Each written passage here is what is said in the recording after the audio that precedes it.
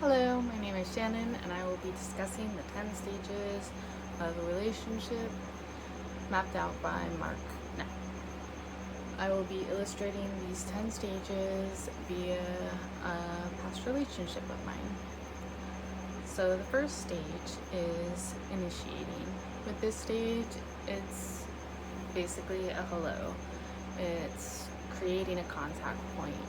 With Travis, what he used was asking if I wanted to play chess, and I happen to love chess, so I said yes, and we planned out a date. Once on the date, we're moving into the experimenting stage. With this stage, you're getting to know a little bit about each other, but very surface level stuff. What are your likes? What are your dislikes? What's your favorite color? What's your favorite food? We discussed music, we discussed hiking, we discussed food, we discussed rock climbing.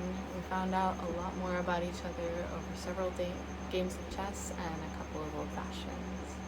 At the end of the date, we decided that we wanted to get to know each other more and we wanted to continue to hang out together. And so we moved into the intensifying stage.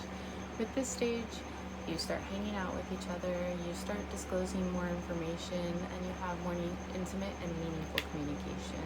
It's also when the you and I kind of becomes a we.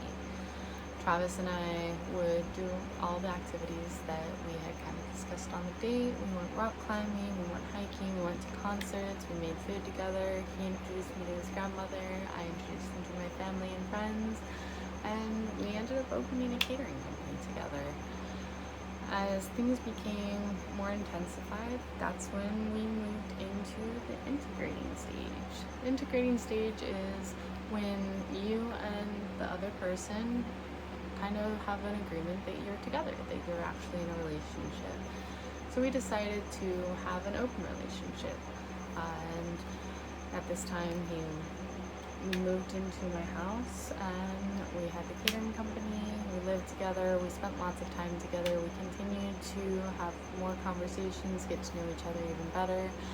And this lasted for a time, but it became apparent, and he disclosed the fact that he was not okay with us having the open relationship. We had a conversation, and I told him that I cared about him and I loved him, so let's go ahead and give a monogamous relationship a go. And this is when we moved into the bonding stage and kind of let the world know, like, hey, we're together, we're boyfriend, girlfriend. And during this stage, we also ended up adopting some pets and then slowly moved into the relationship maintenance phase.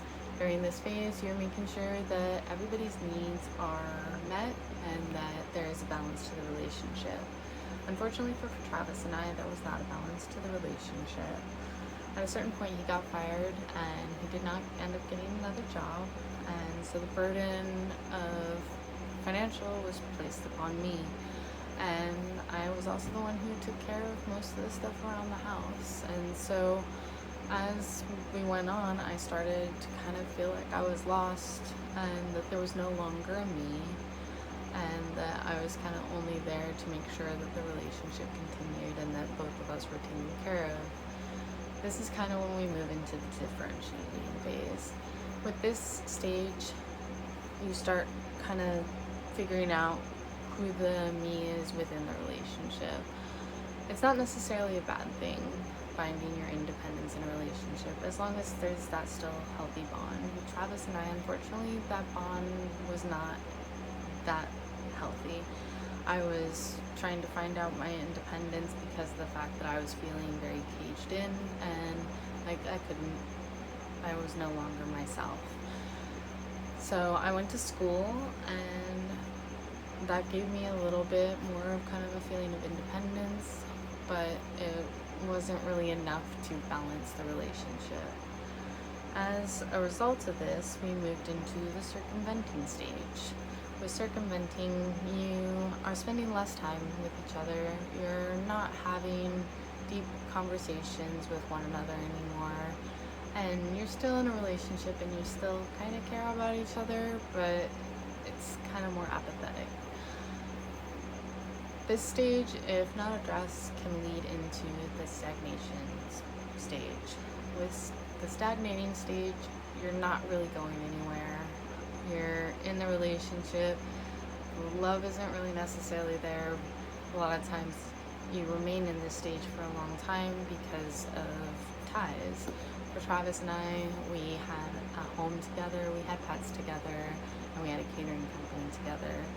And as a result, the idea of cutting those ties seemed more burdensome than staying in the relationship.